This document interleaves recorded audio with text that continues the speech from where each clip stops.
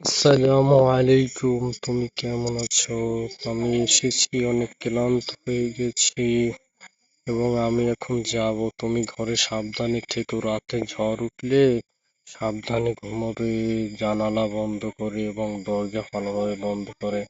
আমি এখন আসি, কেমন?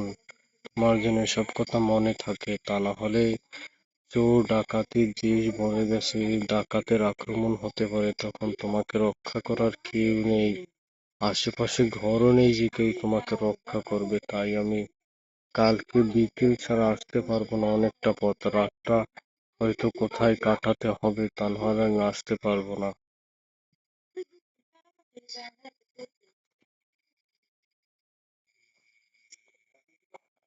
তারপর তারা দুজনে এগোতে থাকলো, তারপরে সে বলল তুমি সাবধানে থেকো, তারপরে মহিলাটিও বলল ঠিক আছে, আপনিও সাবধানে থাকবেন, অর্থাৎ তার স্ত্রী বলল। তারপরে তারা দুজনে অনেকক্ষণ বিভিন্ন বিষয়ে সতর্ক হলো এবং গল্প করলো। তারপরে তাদের মধ্যে বিভিন্ন আলোচনা হলো। তারপরে তারা বলল যে আমি এখন চলে যাচ্ছি, তুমি সাবধানে থেকো, কেমন? যদি কোনো সমস্যা হয় তাহলে তুমি পাশের বাড়িও যেতে পারবে না, তুমি সাবধানে থেকো এবং আমি কালকে বিকেলের মধ্যে চলে আসবো, কোনো চিন্তা করো না।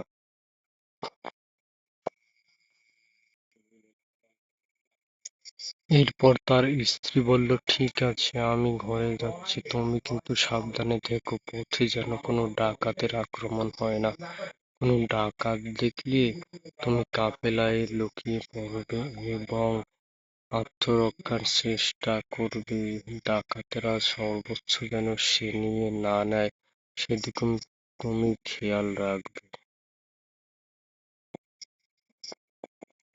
তারপরে সে বা নিজের উদ্দেশ্যে রওনা হলো এবং তার স্ত্রী বলল সাবধানে যেও, রাত হওয়ার আগেই কোথাও কাফেলায় পৌঁছে যাবে, তা না হলে ডাকাতের আক্রমণ হতে পারে। তুমি খুব সাবধানে থেকো এবং কালকে বিকেলে বাড়ি ফিরে এসো। শুভ কামনা রইল তোমার জন্য।